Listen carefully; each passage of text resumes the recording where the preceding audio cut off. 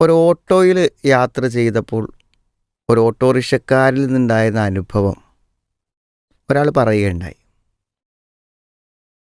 അപ്പോൾ കൈയാട്ടിയപ്പോൾ ഓട്ടോറിക്ഷ നിർത്തി കയറിയപ്പോൾ ഓട്ടോറിക്ഷക്കാരൻ പറഞ്ഞു, എങ്ങോട്ടാണ് പോകേണ്ടത് ചോദിച്ചു. പോകേണ്ട സ്ഥലം പറഞ്ഞു. ഇപ്പോൾ പോകേണ്ട സ്ഥലം പറഞ്ഞപ്പോൾ എവിടേക്കാണെങ്കിലും നമുക്ക് പോവാം എന്ന് പറഞ്ഞു. എന്നിട്ട് അദ്ദേഹം പറഞ്ഞു, ഞാനിപ്പോൾ എവിടേക്കാന്ന് പറഞ്ഞാലും ആരെങ്ങോട്ട് വിളിച്ചാലും ഞാൻ പോകുന്നതാണ്. സാധാരണ ഓട്ടോറിക്ഷക്കാരങ്ങനെ ഓട്ടോറിക്ഷയല്ല, ഈ സാധാരണ പിന്നെ ഒരു ടൗണിൽ നിന്നോ ഒക്കെ നമ്മൾ വിളിക്കുമ്പോൾ നമ്മൾ പോണ റൂട്ട് ഏതാന്ന് നോക്കിയിട്ട് പിന്നെ ആളെ ട്രിപ്പ് സ്വീകരിക്കുന്ന ആൾക്കാരുണ്ട്. അത് ചിലപ്പോൾ വല്ലാതെ ട്രാഫിക് ഉള്ള സ്ഥലങ്ങളിലേക്കാണെങ്കിൽ അങ്ങോട്ട് പോവില്ല, അവിടെ ഭയങ്കര തിരക്കാണെന്ന് പറയും. ഇയാൾക്ക് അങ്ങോട്ടാണ് പോകേണ്ടത്, തിരക്കില്ലാത്ത സ്ഥലത്തേക്ക് പോയിട്ട് കാര്യമില്ലല്ലോ. പിന്നെ ചില ആൾക്കാർ ആ റോഡ് വളരെ മോശമാണ്, അതിലെ വണ്ടിയിട്ട് പോകാൻ പറ്റില്ല അറിയും.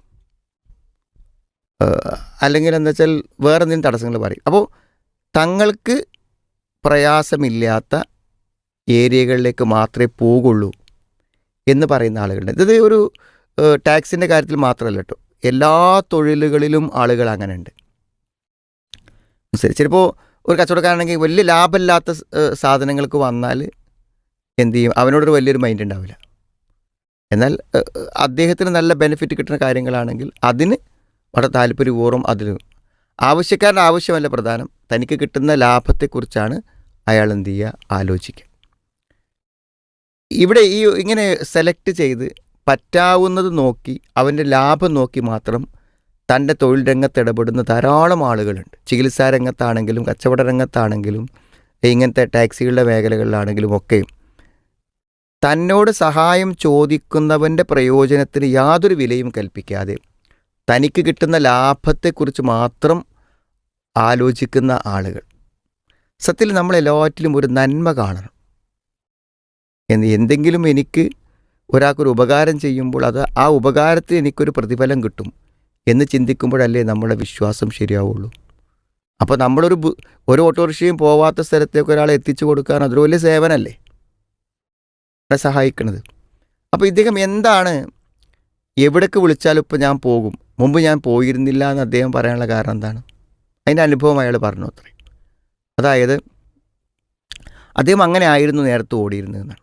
അങ്ങനെ പെട്ടെന്ന് എന്ത് ചെയ്തു വെച്ചാൽ അദ്ദേഹത്തിന് ഒരു ഓട്ടോറിക്ഷ ആക്സിഡൻ്റ് ഉണ്ടായി. ഈ ഓട്ടോറിക്ഷയ്ക്ക് ആക്സിഡൻ്റ് ഉണ്ടായി ഏകദേശം 2 വർഷത്തോളം അയാൾ കിടപ്പിലാകേണ്ടി വന്നു.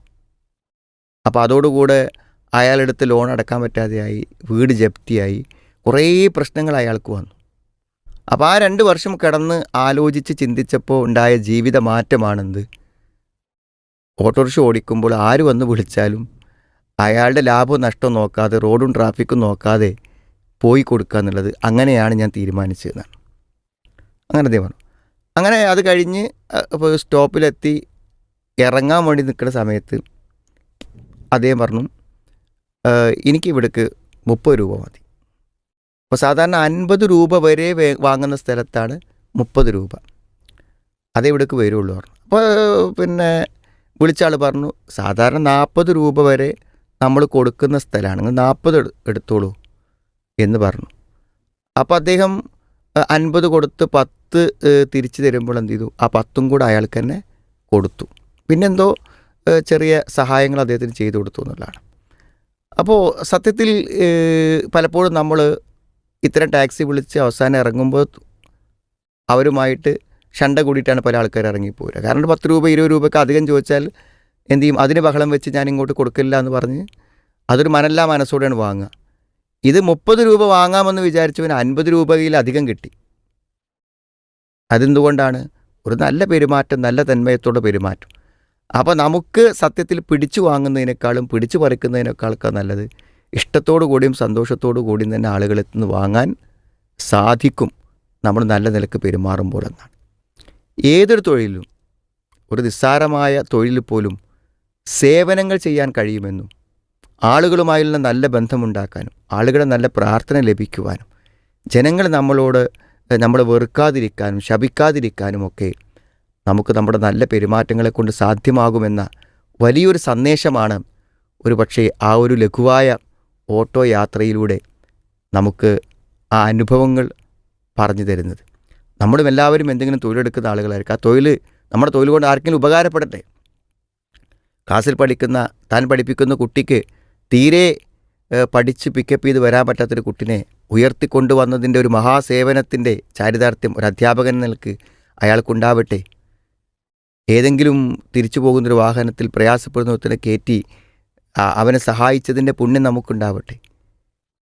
അരി വാങ്ങാനും സാധാരണ ഭക്ഷണ സാധനങ്ങൾ വാങ്ങാനും ഗതിയില്ലാത്തൊരുത്തൻ നമ്മുടെ കടയിൽ വരുമ്പോൾ, അവൻ കടം പറയാൻ ബുദ്ധിമുട്ടി നിൽക്കുമ്പോൾ ആവശ്യമുള്ളത് കൊണ്ടുപോയിക്കോ, സൗകര്യമുണ്ടാകുമോ തന്നാൽ മതി എന്ന് പറയാനുള്ളൊരു വിശാല മനസ്കത നമുക്കുണ്ടാവണം.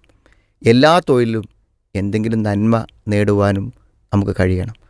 ഒരു ടൈലറാണെന്ന് വിചാരിക്കൂ, നല്ല പുതിയ ഡ്രസ്സുകൾ ഇത് വാങ്ങി കൊണ്ടുവന്ന് തേക്കാൻ വേണ്ടി തരുന്ന ആൾക്കാരുണ്ടാകും, നല്ലത് തന്നെ. ഇനി കുട്ടികൾക്ക് കുപ്പായമില്ല, ഡ്രസ്സില്ല എന്ന് പറയുമ്പോൾ പഴയ വല്ല മാക്സൊക്കെ ഉണ്ടെങ്കിൽ കൊണ്ടുവന്നാൽ ഞാൻ ചെറിയ പൈസക്ക് നിങ്ങൾക്ക് അത് അടിച്ചു തരാം എന്ന് പറയുമ്പോൾ അതൊരു വലിയ സേവനമാകും. എന്നാൽ അങ്ങനത്തെ പഴയത് വല്ലതും തുന്നാൻ കൊണ്ടു വന്നാൽ ഇതൊക്കെ തുന്നാനാണോ ഞാനിവിടെ ഇരിക്കുന്നത് എന്ന് ചോദിക്കുന്നത് കൊണ്ട് എന്ത് ഗുണമാണുള്ളത്? പഴയ ഒന്ന് തുന്നാൻ ഒരുത്തനും കൊണ്ടുവരുന്നുണ്ടെങ്കിൽ അത്രയും കഷ്ടപ്പാടുള്ളവനാണത് കൊണ്ടുവരിക. അപ്പോൾ നമ്മുടെ തൊഴിൽ കൊണ്ട് പുണ്യം നേടാൻ നമുക്ക് പറ്റണം. ഇപ്പോൾ നമ്മുടെ സഹോദരിമാർക്കൊക്കെ ഒരു മെഷീൻ അറിയുന്ന ആളുണ്ടെങ്കിൽ ഇട്ടിട്ട് പഴയത് തുന്നി കൊടുക്കും, പഴയ ഡ്രസ്സുകൾ ശരിയാക്കി കൊടുക്കും എന്ന് പറഞ്ഞാൽ ധൈര്യമായി അതിന് വരുന്ന ആൾ അതൊരു വലിയ സേവനമായിട്ട് മാറാൻ ഒരു പക്ഷേ പറ്റും. അപ്പോൾ നമ്മുടെ തൊഴിൽ മറ്റുള്ളവർക്ക് ഉപകാരപ്പെടുന്ന ഒരു നന്മയാക്കി മാറ്റുവാനും മറ്റുള്ളവരുടെ സംതൃപ്തിയും പ്രാർത്ഥനയും ലഭിക്കുവാനുള്ള ഒരു കാരണമാക്കാനും നമ്മൾ പരിശ്രമിച്ചാൽ പറ്റും. അള്ളാഹു നമ്മുടെ തൊഴിലുകളിൽ ബർക്കത്ത് പ്രദാനം ചെയ്യുമാറാവട്ടെ.